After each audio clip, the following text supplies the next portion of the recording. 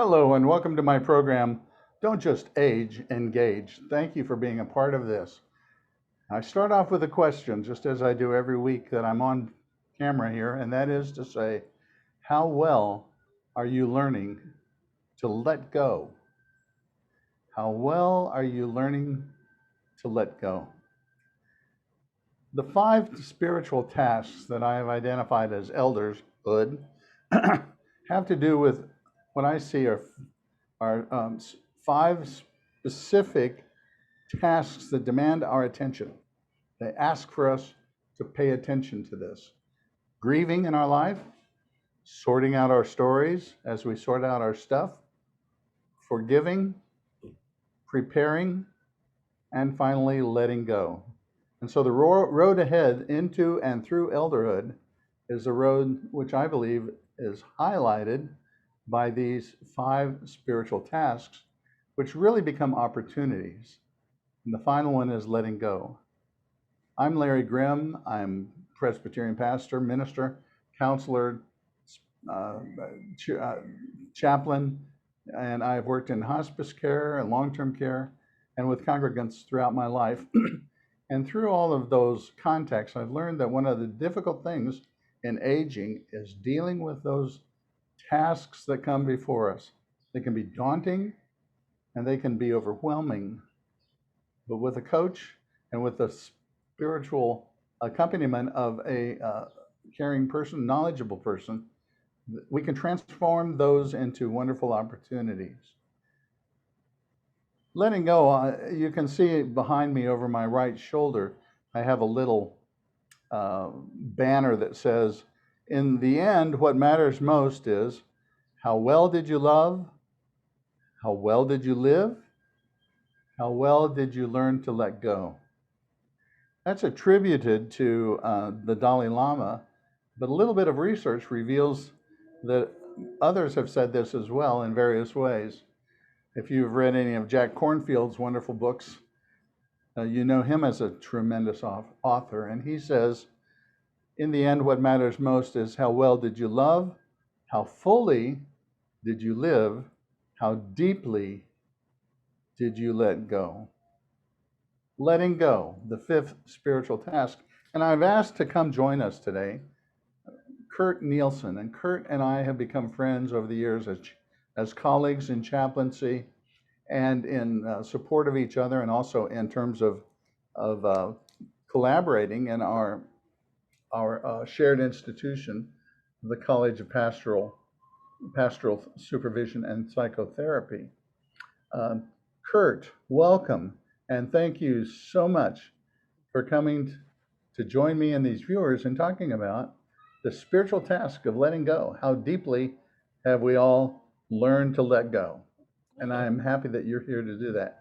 First of all, I would like to ask you just to share a little bit about who you are, what you're about in your life right now, and then we'll launch into talking about the topic.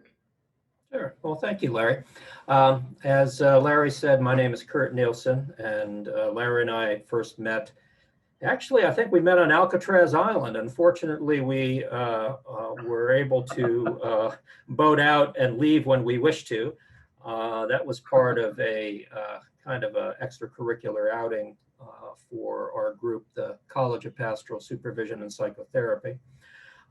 We struck up conversations there and were able to share a bit of our own common road. And part of that common road is life stage and where we are. I sport gray hairs, which I brag that I earned honestly. I am a Episcopal priest. I am married. I've got 3 absolutely splendid young adult children that I have absolutely no idea where they came from, except biologically, of course, who have become very interesting individuals, of which I am very proud. I also was in congregational ministry for years. I've done a few redos of my life at different times. I had an excellent midlife crisis. I didn't blow up my life and end up in bankruptcy and personal ruin, but I studied martial arts I went on pilgrimage to Ireland and Scotland, and I wrote a book. Actually, as I look back, I'm delighted that that's how I spent those years. But now those years are more than 2 decades ago, which is amazing. Midlife is long ago in my rearview mirror. Uh, I'm now as busy as I ever been in my life, which is part of what I'm wrestling with, really, Larry, because the culture says slow down, but I'm really working with, what does retirement mean to me? Does it have to mean anything in particular? That question about letting go, what exactly does that mean now? I'm at a moment where at one and the same time, I am being looked to for a number of things, everything from wisdom, God help me, to helping to create new programs. And yet at the same time, I've begun some of that work of looking back and asking myself, what has it all meant? And it's just not as easy to Yeah, get up in the morning. yeah. It's a whole different set of foci, and interests, and questions about self. And I always say, Kurt, that at every stage of life, we have the question comes up: Who am I? Who am I? And the answers are different because we, in our first, basically three stages of life, as childhood, as young adulthood, and adulthood, we have a whole set of answers to that question that have to do with productivity, the roles we play, the people who we sometimes what the very thing that other people tell us we are rather than ourselves. And then we reach this elderhood. How does the answer to that question change for you, Kurt, as you've reached this stage with your well-earned gray hairs, and you're asking yourself, who am I? Yeah. Well, it is shifting, Larry, and part of that shift is I have become very aware and really kind of sarcastic about the messaging that the larger culture gives about aging. I think I shared with you, I developed a morbid fascination a few years ago with Viagra commercials, right? And the one that made me the angriest was the one where the last line in the commercial was, "You're not old." And I was surprised at my reaction. I stood up and I looked at the TV and said, "Don't tell me how old I am. If I'm feeling old, it's because I've lived my life and I've earned it." Um, so, trading off of that reaction to not handing over to some voice or some pressure or some image extrinsic to myself about what this stage means to me. I think that's the first moment when I realized that I really do want to name for myself what being in my 60s and being far closer to the biological end than to the biological beginning, what this means, how I feel about it. So that was the Yeah. first thing. Thank you. That's very insightful, I think. And one of the things that you can do is look at the way the names and the labels that are given to older people. We don't really, as a society, know very well how to name older people. We call them oldies. What do we call them? Old folks, Oh, senior citizens. geezers, fuddy-duddies. There's some things that are a little less socially acceptable for your viewers, I suppose, possibly. But Exactly. most of it's pejorative. That's right. Um, Very pejorative, and implications that, well, we're winding down, that it's time to wind down and give up and finish. However, Louise Aronson, in her book, Dr. Louise Aronson, in her book Elderhood, says people do not die of old age. We do not die of old age, aging. We die from diseases, from accidents, but we don't die from old age. And so this cultural understanding of, oh, we're going to wind down, we're going to become decrepit, as though that's something that's pre-programmed, so far afield from who we really are. So when we come to this stage of life, we come to look at how we are, who we are, how we are coping sometimes with what comes before us, but also what we want to plan to do and be. And how does letting go, how does letting go function within that process of reshaping for this new life, new time of life? Well, not for a moment will I pretend to be an expert, Larry. I mean, I'll be honest with you. There's a kind of a thrill of anxiety deep inside of me when you ask the question, and I am very much in process. But I do in fact entertain the question, and it's begun for me. Um, it's begun for me in terms of, I know I've professionally plateaued, that for most of my life, I always found myself looking ahead to the next thing professionally. And that is probably flattening, if not completely coming to an end. So that cultural message that there's always another rung to climb is a piece I find myself letting go of. The infinite capacity of my body, I find myself letting go of that, because I find that in many ways, everything from elasticity to alcohol tolerance to flexibility to need for sleep, there's changes happening, and I feel as if I need to get to become acquainted with my aging body. That's something new. It makes me realize that I'd taken my body for granted in many ways. I always assumed it would just do what I told it to do, but now it's talking back to me. Yes, yes. You know. I think of the cultural message that we shared as we were baby boomers. And I think of the song, We Are the Champions of the World. You know, we are the champions, my friends. And we really were convinced that we could do anything. And for a long time, we had tremendous impact on our society. We had tremendous impact on the values of society. I, and it was tied in part to our physical well-being and status that we had. And so we have a letting go of that to some extent. However, I did see Jane Fonda on TV last night, and she is back out on the streets um, protesting again. And I'm grateful that she is. And she looks great, of course. She's had a little bit of help with that, but letting go of how we look, how we feel about our body physically, and Yeah, what we expect and can expect from it. yeah.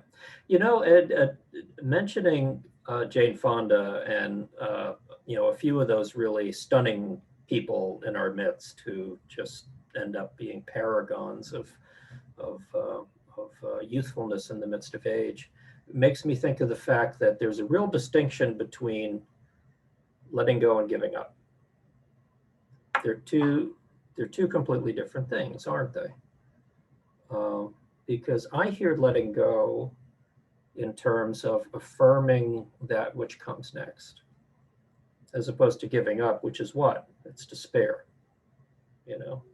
Letting go to me assumes that there is still meaning and depth, and there's meaning and depth in that actual releasing, because there's potentially Very well stated. there's something to be freed. Yeah. Liberating experience.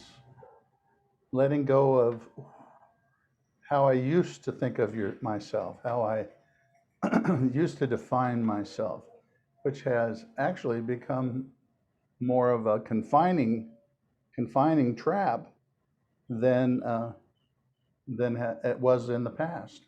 Mhm. So Yeah. how about your patience? You are a good wonderful caregiver with your patients, I know. How do you see them struggling with letting go? Well, a critical hospitalization is, of course, an encounter with mortality, even if the hospitalization has a positive outcome in terms of discharge with a resumption of some level of active life. It's that kind of crossroads. And I think that's why they keep us around, right, Larry? Because we can be present to that moment and we can not try to fix it and not try to overlay it with our own interpretation, but we can make space for it. And you know, this is preaching to the choir, right? Because we know that this is what the task of modern chaplaincy is. It's not to convince somebody into thinking something that they didn't think before, but it is to empower and support somebody in finding meaning in what is, you know, what is right here and right now. When I was first trained clinically, I was 30 and 31. And you know, I like to think that I learned some skills and I was effective in my own fashion in that setting.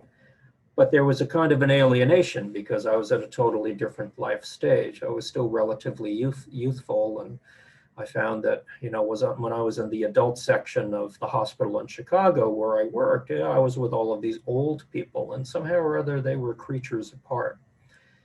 Well, now there are days in which I'm a year or two older than the average age of the patients in the ICU, right?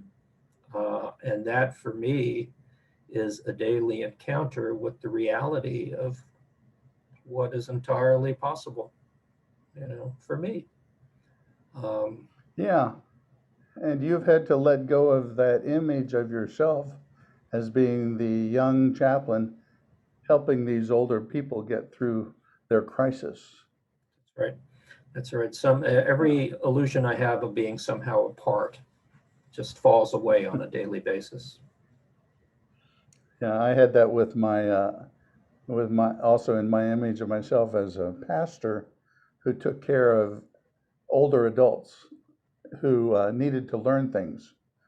Right. And Good thing they had you. We look back now and so letting realize they go, were patient, right? right? So letting go, we've looked at this in the physical realm, letting go in the spiritual realm in terms of who am I, how do I define myself, how do I understand myself. Mm. Would you ever say to somebody, you've got to let that go? Would you ever say to somebody who came in with whom you were doing some end of life care? Would you say to them, you've just got to let that go? Have you ever thought about that? Mm. That's a really good question. My personal praxis, my style, if you will, is I am more of a reflector and a question asker. Because I think at one and the same time, Larry, that this is deeply personal. I don't think that this journey is going to be accessible unless someone has got a longing, a hunger, a curiosity, a sense that there's a next step, and they come to terms with that themselves. I have asked the question, you know, what do you think is your task here? Ah, I have reflected back. It sounds to me like, you know, you're really summing up and trying to make sense and meaning out of your life. You know, what does that mean to you right now?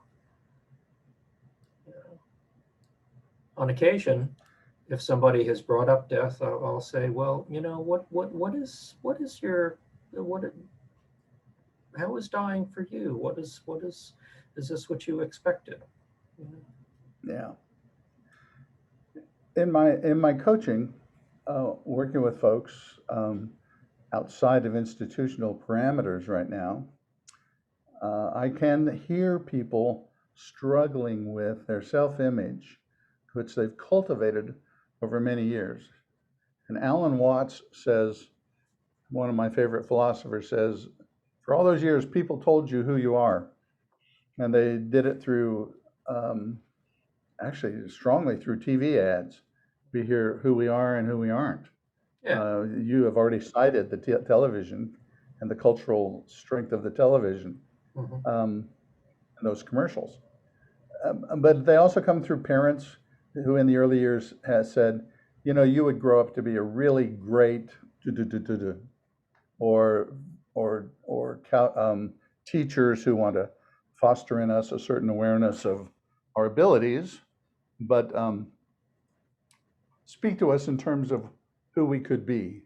Right. And then coming to this point, then there's also a kind of letting go of those cultural messages. Did you have you encountered that in people where they let go or are challenging or deciding that they're going to let go of some of those cultural messages? Well, as you named that, Larry, what first leapt to mind was the cultural messaging that has been given to we men, you know, when we were younger. Um, and some of the most challenging experiences and most painful things to watch is a man who is,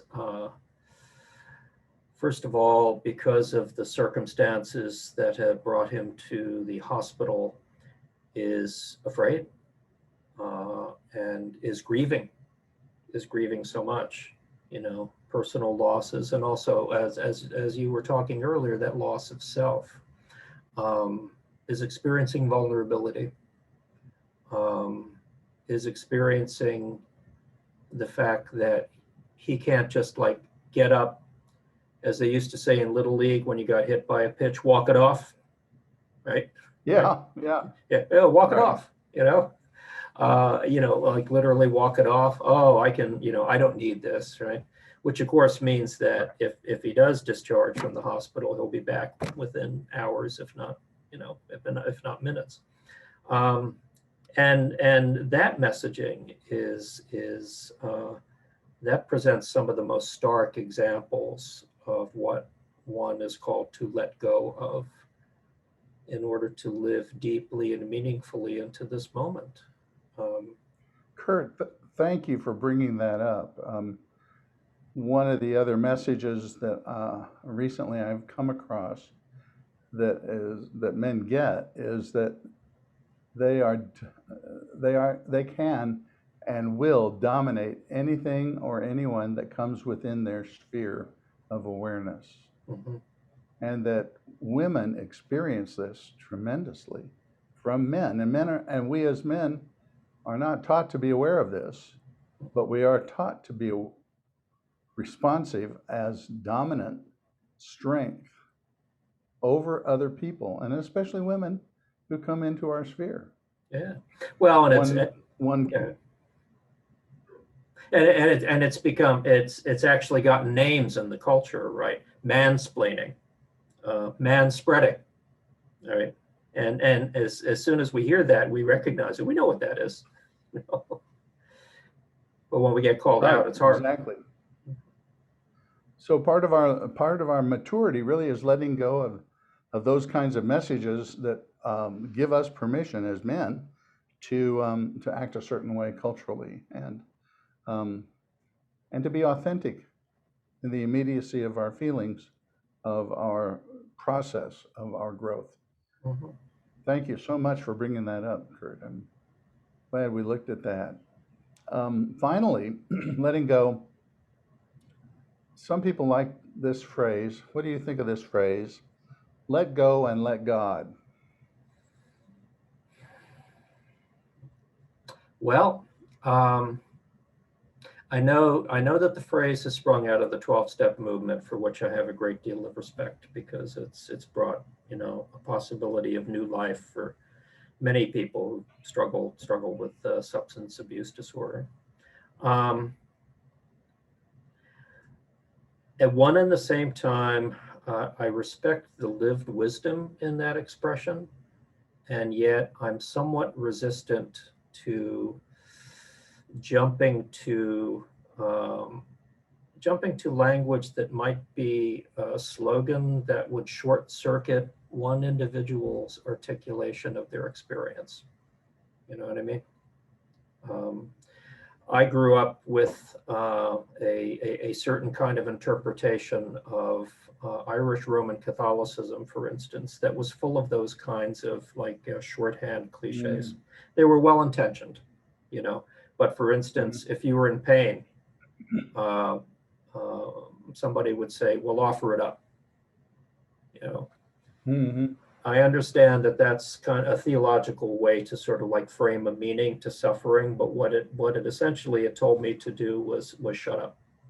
You know, it was short circuiting the experience of whatever it was that happened to me.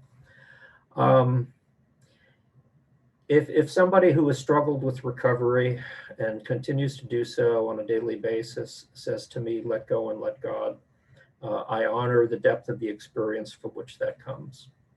But I think it's important, and I might be so bold as to suggest that it's a coaching task to empower and equip people to look for their own distinct language and framing for the moments in which they're moving through. What is an example that you have of a spiritual practice then, that is a deep spiritual practice, to help me let go? You know, while you think of that, I'll just tell a little tale that when I was walking the hall once in my hospice care facility, I was in a hospice facility in Lakewood, Colorado, and a woman came out from her mother's room and said, "You know, Chaplain, my mom is just so strong and she just won't let go." Just won't let go. And I thought, yeah, let go, just won't let go. Yeah, I don't blame her. Ultimately,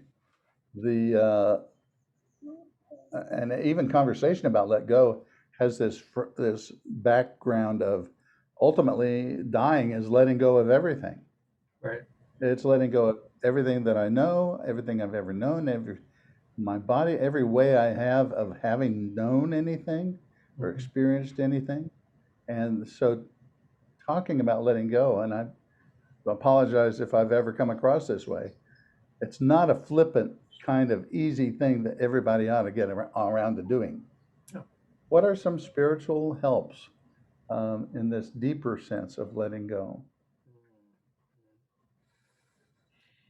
I like to call people to live in the present moment, and frankly, that often involves being aware of one's breath. The breath is one of the most ancient and universal spiritual disciplines and practices, right? To bring somebody down to inhabiting their body in this moment, and to be aware of place and self, and then to attempt to gently clear away, as you named, you know, the well-intentioned woman who frankly might have been expressing her own distress at, you know, the length of time it was taking mom to die, and that it was exhausting and distressing, right? We know that because that's what we're hearing, you know. Thank you so much. Yes, yeah. So that's so well expressed. The focus on breath, focus on the here and now. Now is where we're at. Now is what we have. Kurt, I'm going to bring us to a close. We're at the end of our discussion. Thank you so very, very much, my friend. It's been great to connect with you online like this. I would like to invite people to go to my website, Personal Coaching for Life and Faith, and there you will also find on the an option to purchase my book down there on Don't Just Age, Engage, and a further explanation and exposition about this. Thank you, folks, for being a part of this every 2 weeks. Please don't age, engage, and I thank ThinkTech Hawaii for their partnership in enabling me to explore these very important dimensions of life with you. Aloha.